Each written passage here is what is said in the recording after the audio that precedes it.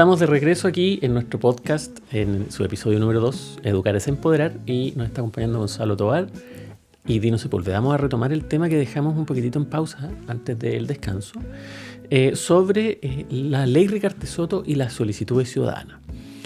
Específicamente, ¿qué son las solicitudes ciudadanas? Lo que pasa, Francisco, tú tienes que entender que antes de la ley Ricarté Soto, si tú tenías una enfermedad y tú querías buscar coberturas, no había un instrumento público que acogiera tus solicitudes. Tú ibas al ministerio, hacías abogacía, buscabas a un político, buscabas a un diputado, juntabas firmas, pero no había una institucionalidad que recogiera tus solicitudes de cobertura. Hoy día también sigue pasando lo mismo con GES. Hoy día no hay una puerta que tú toques para tener una cobertura GES que te reciba con toda una solicitud GES.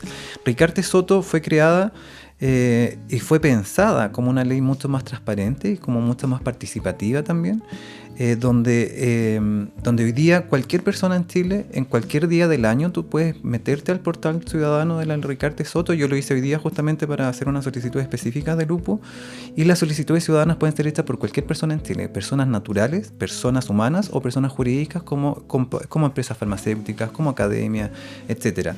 La ley Ricarté Soto, en un articulado, en el artículo número 7, habla de las evaluaciones científicas de la evidencia e indica específicamente que al inicio del proceso de evaluación se tomará especialmente en cuenta las opiniones y recomendaciones de diagnósticos o tratamientos a evaluar que hagan sus comisiones técnicas asesoras y las agrupaciones de pacientes inscritas de acuerdo a lo dispuesto en la misma ley. La ley Ricarté Soto no solamente crea este espacio de solicitudes ciudadanas, sino que viene a hacerse cargo también de una atomización de organizaciones ciudadanas, de un desorden que había y de una poca integridad en las relaciones con las organizaciones de pacientes. Hasta antes de la ley Ricarté Soto habíamos muy pocas organizaciones, cada una por su lado, con muy poca comunicación entre nosotros, pero la ley Ricarté Soto propició un registro nacional de organizaciones de pacientes, propició que estuviésemos registradas, permitió participación ciudadana dentro de los procesos mismos de la ley, y hoy día la ley entiende que las solicitudes las puede hacer cualquier persona, un médico tratante, la industria, pacientes individuales, pero le da especialmente importancia a las solicitudes hechas por las agrupaciones de pacientes. Por las agrupaciones de pacientes registradas en el registro. Eso quiere decir que estamos hablando de una asociación o una organización de pacientes formalizada, con personalidad jurídica, ya legalmente constituida, no solamente un grupo de pacientes. O sea, ya, perfecto. Pero, sin embargo, las solicitudes las puede hacer cualquiera. Cualquiera. Y esto también, déjame contarte que de repente se malinterpreta en el sentido de fundaciones que dicen queremos incluir este tratamiento X para nuestro problema de salud, hagamos una campaña y juntemos y recolectemos solicitudes ciudadanas en todo el país, pidámosle a mi mamá, a mi papá, a todos los amigos que hagan solicitudes ciudadanas. Entonces de repente tú tienes una solicitud que está repetida 350 veces, que tiene el mismo peso que una solicitud individual. O sea, aquí no importa la cantidad. No importa la cantidad. Es solicitar o no. O no solicitar. Sí. Y es de especial relevancia que venga hecha también por una organización de pacientes. Ok, ya, entiendo. Sí, complementando lo que decía Gonzalo, efectivamente, desde el punto de vista de la consolidación final que hacía el ministerio, yo era parte de ese proceso, así que conozco el animal por dentro. Desde el punto de vista del proceso que se realiza, se hace una consolidación. Entonces, 3.500 solicitudes para un medicamento y una condición de salud específica equivalen a lo mismo que una solicitud de otro medicamento para otra condición de salud específica. Cuando tú hablas de consolidar, quiere decir como cuentan todas y dejan una. O sea, exactamente. Okay. Exactamente. O sea, evidentemente no tiene más peso. No suma. Y justamente el llamado es a no desgastarse en una campaña así, porque hay todo un desgaste de expectativas también, en que mientras más juntemos nos puede ir mejor. El ministerio no lo ve así. No está estructurado así el sistema de la solicitud de ciudadana. Porque efectivamente se intenta cautelar eso mismo, que no sea la capacidad de movilización de una organización o de un grupo de personas la que impacte en si esa intervención va a ser incorporada o no, sino los méritos de esa propia intervención para esa condición de salud. Ahora, respecto de que las solicitudes que son de asociaciones de pacientes son muy, muy importantes, porque posteriormente a este listado que hace un corte cada cierto tiempo, se consolidan esas intervenciones. Esas intervenciones pasan por ciertos filtros respecto de si son una condición de salud, o sea, si son una intervención que es potencialmente posible incorporar Ricardo Soto, o que sea de alto costo, y algunos otros filtros más bien técnicos. Hay que seleccionar qué intervenciones se evalúan y cuáles no, ¿ya? Y normalmente la capacidad que tiene el Ministerio de Salud de evaluar es mucho, mucho menor que el número de solicitudes disponibles. Entonces, en ese momento se tiene que hacer una priorización. Y esa priorización, como bien decía Gonzalo, la ley hace un llamado a que se tomen en especial consideración aquellas solicitudes hechas por asociaciones de pacientes. Es decir, en las veces que esto se ha hecho, normalmente ninguna intervención que no haya sido solicitada por una asociación de pacientes ha sido evaluada. Ese es como de hecho es así de importante. O sea, eso te iba a decir, podríamos decir que es muy importante. Es muy importante que lo haga una organización. O sea, como para resumir un poquito, podríamos tener 500 solicitudes de X tecnología sanitaria versus una solicitud de otra tecnología sanitaria hecha por una fundación, por ejemplo, debidamente inscrita, debidamente que forme parte del registro. Podríamos decir que tiene un poco más de probabilidades de ser evaluada. Que es esas otras 500. Esas otras 500, exactamente. O sea, muy importante, en verdad. Porque efectivamente la capacidad de evaluación que existe en el ministerio va a ser siempre menor que el número de solicitudes que lleguen. Claro, exactamente. O sea, por ejemplo, hoy día hay un repertorio con más de 7.700 solicitudes para la Ricardo Soto. Entonces, efectivamente, el ministerio no tiene Hay muchas de esas 7.700 que están repetidas 200 veces. Sí, hay cosas que no son de alto costo. Hay gente que de repente solicita cosas homeopáticas, cosas que no, efectivamente, no cumplen o no sobrepasan el umbral de alto costo. Eso es muy importante. Pero finalmente, como dice Dino, no hay una capacidad humana que permita agilizar o evaluar todas las tecnologías que se solicitan. Entonces es como que ese primer filtro, por así decirlo, es que sea una solicitud realizada por ejemplo, una fundación debidamente registrada en el sistema por el Ministerio de la ley Ricardo Soto.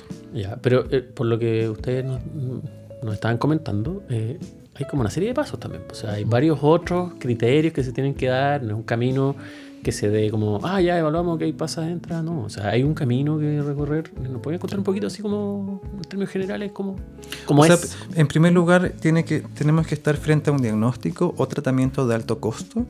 El alto costo, la ley mandata al INE a determinar lo que es alto costo, y hoy día está determinado en cerca de 3,5 millones, si no me equivoco, que son como 320,000 pesos mensuales. Entonces, todo lo que sobrepase ese costo ya es considerado alto costo y es susceptible de poder ser solicitado. Esos 3 millones que tú hablas, que está definido en este minuto, es al año. Al año, anuales. Okay. Anuales. Por lo tanto, por eso te digo, todo lo que mensualmente me cueste más de 320,000 pesos, 350 por ahí, ya es susceptible de ser pedido por alto costo. Y luego también hacíamos mención a que el tratamiento tiene que estar con un registro y una indicación terapéutica para lo que yo lo estoy pidiendo. Por ejemplo, nos pasa a nosotros como lupus que rituximab, que es un medicamento que está por guía clínica, por GES, para nosotros no lo podemos pedir por Ricardo Soto porque no está con una indicación terapéutica registrada en Chile para lupus. Está registrada para un tipo de vasculitis, para artritis reumatoide y para un tipo de linfoma, no para lupus. Entonces nosotros lo tenemos rituximab por GES, pero no lo podemos pedir por Ricardo Soto.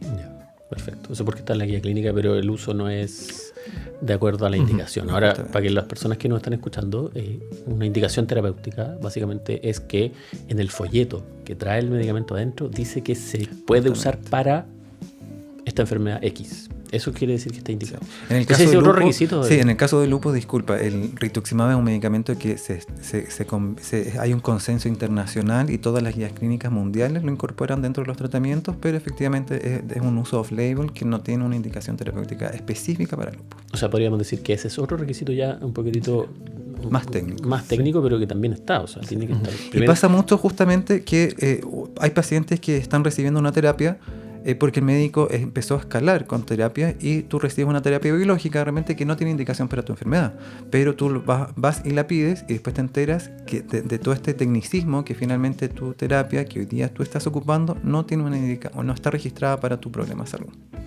Claro.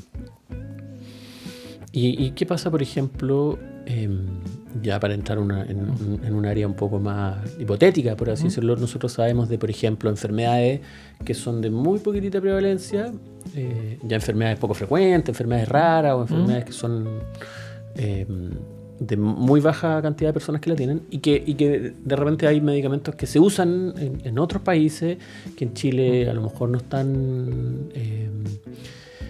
o están con un registro en camino, o que, por ejemplo, el producto en Chile es de muy alto costo y no tiene la indicación, pero hay evidencia, digamos, fuera del país donde sí se usa, hay evidencia, hay estudios o qué sé yo. ¿Ahí qué pasa con eso? Sí, ahí el camino es...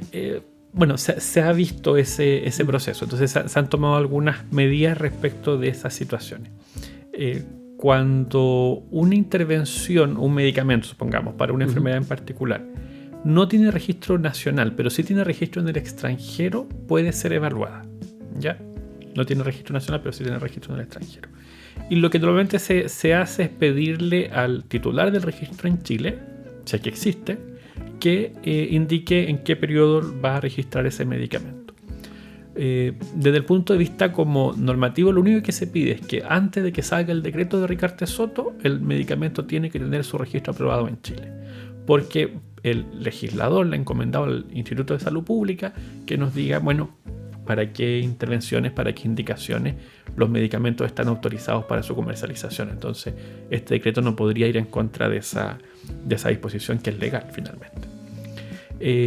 Pero sí se pueden solicitar intervenciones, por ejemplo, que estén en registro en otros países que todavía no se encuentren acá, o que encontrándose acá todavía no tengan el registro para esa intervención en particular. Y de hecho es algo que se ha hecho, se ha consultado a laboratorios si van a registrar esa indicación o no, porque se entiende que también el proceso de evaluación es bastante largo. El proceso de Ricarte Soto está pensado para un periodo de 3 años. Entonces, desde que lanza un medicamento al mercado, por ejemplo en Europa, en Estados Unidos, a que llega a Chile, es un periodo más corto. Entonces, no tendría sentido restringirlo solamente a aquellos que estuviesen registrados en el momento de la solicitud, sino que solamente cuando sale el decreto. Ahora, yendo como al tema del proceso de Ricarte Soto en particular, después de esta selección o filtrado de priorización de qué intervenciones se van a evaluar, se hace el proceso de evaluación, que es probablemente lo más largo del proceso de Ricarte Soto, en que cada intervención se evalúa cuál es el efecto que tiene, cuál es el beneficio para los pacientes, los costos en que incurriría, si es que ese costo es mucho mayor, por ejemplo, que el fondo, ese tipo de cosas. Y luego se presenta una comisión de recomendación priorizada, que es la que finalmente determina el orden de prioridad que debiese tener ese listado o esas condiciones, intervenciones con condiciones de salud para tecnología, condiciones de salud, para efectos de una potencial cobertura. Y luego la selección, ya que tiene un listado, uno hace la raya donde alcanza la disponibilidad presupuestaria que para ese año establece.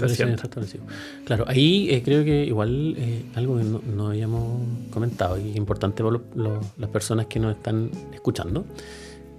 Tú, Dino, dijiste que hay como un par, ¿no es cierto? Tecnología y condición de salud. Porque muchas veces las personas nos dicen: queremos que la hidradenitis supurativa esté en la Ricarte Soto.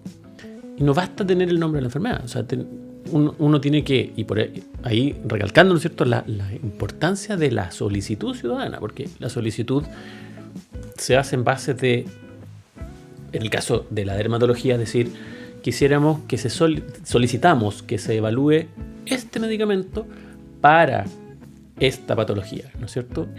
Es decir, por ejemplo, adalimumab para hidradenitis supurativa, dupilumab para dermatitis atópica, omalizumab para urticaria crónica, adalimumab para psoriasis, por ejemplo. Ese es el par que se tiene que hacer. Uh-huh. Entonces, en ese sentido es súper importante tener claro el lenguaje y la importancia de la solicitud ciudadana, y una solicitud ciudadana debidamente hecha. Entonces, ustedes me decían que este es un proceso que está pensado en el lapso de aproximadamente 3 años y tiene varias etapas y varias subetapas.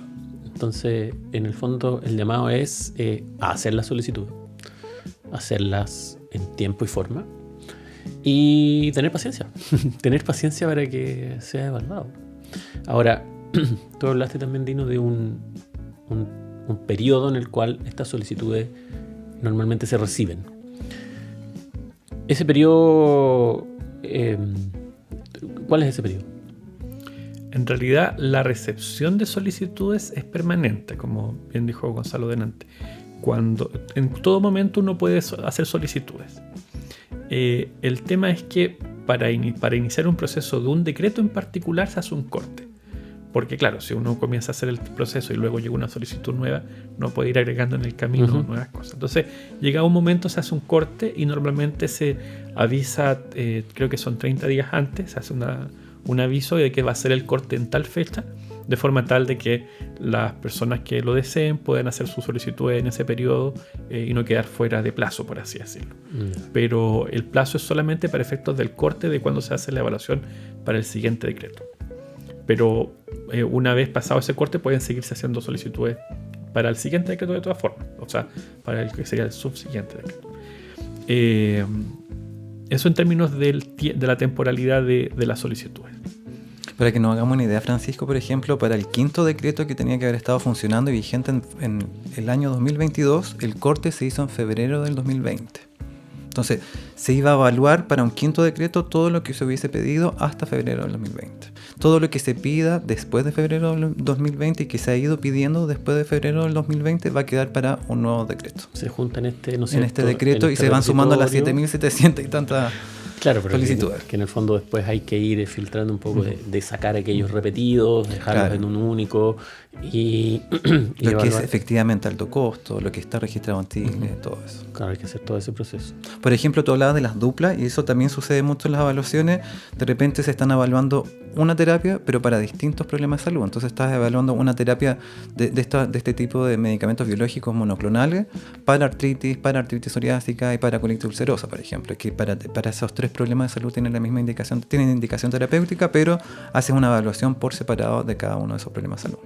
Ah, claro. Y ahí probablemente entra en consideración, por ejemplo, lo que tiene que ver con el costo de lo que sería. Porque, por ejemplo, si hay Hay varias dimensiones que se analizan. Se analizan los efectos deseados, los efectos no deseados, el costo, el cómo tú ejecutas a través de las redes la prestación, si es que necesitas o no necesitas refrigerador, si necesitas un día cama, si necesitas especialistas en la red, etc. Pero es súper importante entender que es la dupla. O sea, yo puedo ver que el adalimumab, por ejemplo, está cubierto en la ley Ricarte-Soto, pero para otros problemas de salud. Necesitamos aquí ingresarlo como dupla para hidradenitis superactiva, por ejemplo. Claro, exactamente. Y eso es una tarea que nosotros vamos a tomar en cuenta. O sea, las solicitudes las vamos a hacer. Yo ya les comenté, Gonzalo, yo te comentaba hace un rato atrás, Dino no te lo había comentado, pero nosotros estamos esperando. Nuestra fundación Padece, está reconocida hoy día en el MinSal para hacer estas solicitudes. Pero estábamos esperando el momento en que estuviera disponible en la página web nuestra fundación. Ahora ya lo está, así que ya las solicitudes ciudadanas respectivas para todas estas enfermedades de la piel las vamos a hacer respectivamente. Ahora son hartas, pero nosotros, y esto también es para la gente que nos escucha, porque hablábamos de esta dupla, tecnología sanitaria con problemas de salud. ¿Qué significa tecnología sanitaria? Porque todos pensamos en medicamentos. Decimos, queremos este medicamento, pero por lo visto no solamente medicamentos. O sea, hay más cosas que se pueden solicitar que cumplan los requisitos. Por ejemplo, pacientes con psoriasis, pacientes con vitiligo y pacientes con dermatitis atópica pueden acceder a un tratamiento que se llama fototerapia. Una fototerapia, pacientes que no deben estar escuchando, algunos la conocen, algunos otros no. Pacientes son sometidos a una cámara de luz ultravioleta, a una luz especial, una duración especial, una longitud de onda especial, y esto tiene también un costo. Entonces, se puede solicitar al Ricarte-Soto también, ¿no? ¿Qué dices tú? Sí, yo no estoy muy seguro, Francisco, porque no tú puedes solicitar diagnósticos de alto costo o tratamientos de alto costo, y dentro de los tratamientos están los fármacos, los dispositivos médicos, por ejemplo, como una bomba de insulina, o alimentos de alto costo como la alimentación parenteral. Tendrías que ver si es que este tratamiento específico es considerado o no medicamento o dispositivo médico. Es decir, en la medida que tú lo logres hacer calzar como un dispositivo, podría. No sé. No. Ya, entonces, en el fondo, cuando hablamos de tecnología sanitaria, estamos hablando de, ¿me lo voy a repetir? O sea, la ley cubre diagnósticos y tratamientos de alto costo. Y dentro de tratamientos, cubre alimentos, dispositivos médicos o fármacos de alto costo. Ok. Entonces, no es cualquier intervención. Pero de todas maneras es amplio el criterio de inclusión, ¿eh? Es amplio igual. Por ejemplo, una cirugía como tal no la puede incluir. No se podría cubrir por Ricardo Soto. Es que es una prestación. Claro. No es un producto, digamos. Por ejemplo, la ley Ricardo Soto tampoco incluye seguimientos. O sea, hay varias cosas. Es que, a diferencia de GES, en GES tenemos una canasta de prestaciones. Entonces, la consulta, el examen, el tratamiento, etc. Ricardo Soto cubre el tratamiento o el diagnóstico. Nosotros, por ejemplo, tenemos un medicamento biológico para lupus sistémico que es de forma endovenosa. Por lo tanto, tienes que infundirte ese medicamento. Entonces, los pacientes que son FONASA y acceden a través de la modalidad institucional, no hay problema, no pagan. Pero los pacientes que son ISAPRE y que tienen que infundirse ese medicamento, tienen la gratuidad del medicamento, pero tienen que copagar por esta aplicación y esta infusión. Hay otros problemas de salud que no incluyen, por ejemplo, los exámenes de seguimiento o algunos dispositivos médicos que no incluyen las cirugías, como decía Dino. Ya, o sea... Porque no es una canasta de prestaciones, sino que es una intervención en particular. En el caso de la ley de Ricardo Soto. Sí. Claro. Bueno, ahí... Ahora, dentro de todo, entre la raya y la suma y la resta, sigue siendo mucho más conveniente estar en la Ricardo Soto y copagar lo que se tenga que copagar por una cirugía o por una aplicación, que pagar o tratar de copagar las dos cosas. Más en este caso el medicamento. Sí. Claro, pero de todas maneras, un poco retomando lo que conversamos al principio, o sea, antes de la existencia, ¿no es cierto?, de la ley Ricardo Soto, esto todo lo absorbía de cierta manera un único como sistema. Entonces, como que igual vino a descomprimir un poco el que exista un fondo específico para este tipo de intervenciones. Tú tienes que pensar, Francisco, que por lo general todas estas tecnologías Ricardo Soto no están cubiertas por FONASA. O sea, si tú tuvieses hoy día artritis reumatoide y quieres optar al infliximab o al rituximab, por lo general no están cubiertas a través de FONASA. Entonces ahí tenías una brecha de equidad con respecto a los pacientes del sistema privado.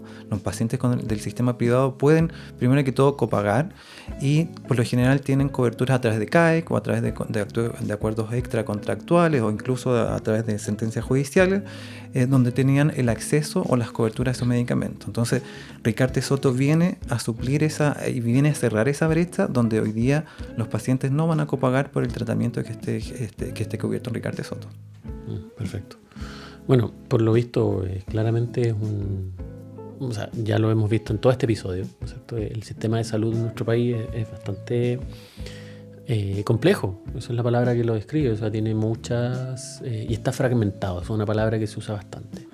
O sea, nosotros lo vemos y nuestros pacientes son testigos de eso, es que hay una ventanilla, ¿no es cierto?, para distintas cosas. O sea, está esta ventanilla para los pacientes con GES, si tu enfermedad no está en GES, está esta otra ventanilla. Ahora, desgraciadamente, en el caso de las enfermedades dermatológicas crónicas, no existen coberturas, no existe estas tecnologías, estos medicamentos que nosotros hablábamos no están incorporados, y por lo tanto hay un pequeño grupo de pacientes que pueden acceder a ella, y eso yo creo que tiene que ver con algo que también hablábamos al principio y que dice relación con la carga de la enfermedad. Y desgraciadamente las enfermedades de la piel hoy día están vistas como algo estético, algo cosmético, algo que no es de un peso importante, pero lo conversaba hace un rato atrás. Hay una carga de enfermedad, nosotros lo vimos y lo vamos a conversar en los episodios posteriores, el episodio 3, el episodio 4 y el episodio 5, donde vamos a hablar específicamente sobre las enfermedades de la piel que nosotros abordamos. Entonces, lamentablemente son vistas como algo estético, algo cosmético, pero hay una carga. Los pacientes con hidradenitis supurativa tienen una carga importante. Hay una carga y una afectación importante a la calidad de vida. Lo más probable es que, yo no he ahondado contigo en eso, pero lo más probable es que los pacientes con enfermedades crónicas de la piel tengan una afectación también en la salud mental, en su autoestima, y claro, y eso ya también entramos a otro problema de salud, que es la depresión, que también está en el GES por lo pronto, pero una cosa va llevando a la otra. Entonces hay una afectación clara e importante a la calidad de vida de las personas. Exactamente. Ahora, este tipo de cosas, por ejemplo, volviendo y retomando lo que es solicitud ciudadana, el rol de los que las instituciones que estamos llamadas a hacer las solicitudes ciudadanas, más allá de que lo pueda hacer cualquiera, ya sabemos que cuando la solicitud proviene de una fundación debidamente reconocida, es una solicitud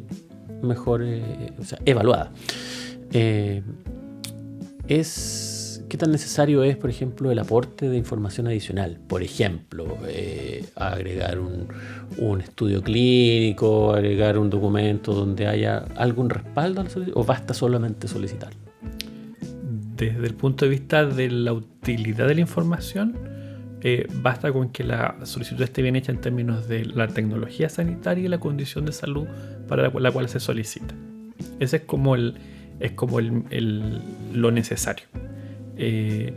Y lo que siempre sí es útil, si es que hay disponibilidad, sobre todo son datos locales respecto del número de pacientes que hay, o de las alternativas de atención que han tenido, ese tipo de cosas, pero estudios clínicos, estudios de costo, ese tipo de cosas no son necesarios porque eso lo desarrolla el MinSal.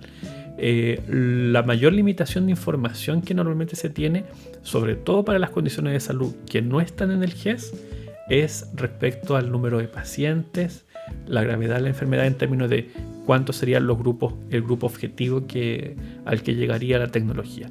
Normalmente de eso hay muy poca información, nos tenemos que basar, si bien cuando yo trabajaba ahí me refiero, se tiene que basar ya sea en estudios locales si es que existen, de algún centro, algún académica que haya hecho el estudio, o si no en datos internacionales que muchas veces no se ajustan a nuestra realidad local. Perfecto.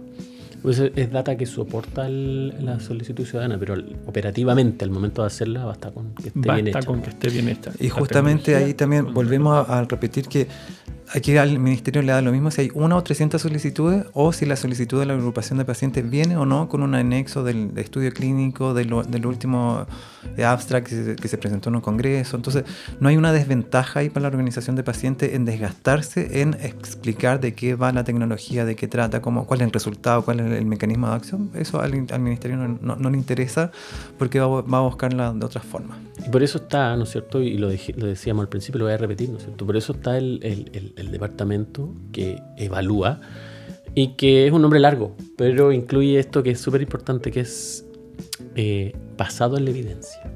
O sea, hay una revisión, ¿no es cierto? Hay un análisis, hay una evaluación, pero siempre basado en evidencia.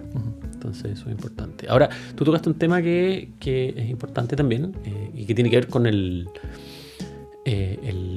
número de pacientes que pudiesen estar eventualmente afectados por estas condiciones o lo que sea solicitado. Lamentablemente en las enfermedades de la piel carecemos de la data dura, digamos, el dato específico. Nosotros como Fundación PADES estamos trabajando en una encuesta que se llama Encuesta Nacional de la Piel, ya la mencionaba yo, pero que está siendo desarrollada por la Universidad Católica. Lo vamos a hacer a través del Centro de Innovación de la Universidad Católica. Entonces, vamos a desarrollar un instrumento que tenga esa data. Del minuto y a través de un instrumento validado y desarrollado de manera correcta. Del momento que se hace la evaluación de esta solicitud ciudadana, el ministerio o el departamento que realiza esta evaluación ¿podría recurrir a esa data o de todas maneras va a levantar estadísticas propias? Normalmente se levantan siempre estadísticas propias, pero es muy raro que se vaya a buscar el dato primario. Es decir, se podrían utilizar la encuesta disponible si es que estaba en ese momento u otros estudios que se hayan realizado a nivel local. Eso siempre se toma en consideración, sobre todo los datos locales. Perfecto, maravilloso. Bueno, entonces nos quedamos esperanzados de que podamos seguir trabajando en esto. Es una empresa grande que vamos a emprender, valga la redundancia, pero tenemos fe de que esto va a sumar, ¿no es cierto?, a esta solicitud. O sea, va a ser un insumo súper importante para ustedes frente a la autoridad. Sí, yo creo que más allá de este caso en particular, para todo el Ministerio de Salud o para todos los procesos del Ministerio de Salud, va a ser información útil, de todas formas. Excelente.